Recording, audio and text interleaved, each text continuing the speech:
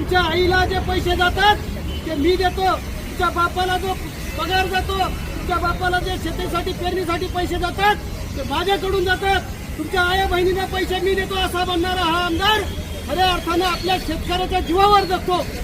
आज जर पाहिलं ना एसी मध्ये फिरत असेल तो शेतकऱ्याच्या जीवावर फिरतो. त्याची गाडी, त्याचं घर, त्याचा बंगला, या सगळ्या गोष्टी कुठून आल्यात?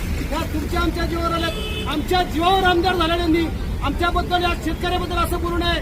भारत हा कृषीप्रधान देश आहे आणि इथल्या शेतकऱ्याचा जर नादी लागला तर मला वाटतं भविष्यामध्ये आमदार व्हायची स्वप्न तुम्ही पाहू शकत नाही. कारण का तुम्ही आज शेतकऱ्याला निवड केले, शेतकऱ्याला स्वाभिमान दुखवलेला आहे. तुम्ही असं म्हणत असाल की आमच्या आई बहिणींना तुम्ही पैसे पुरवता.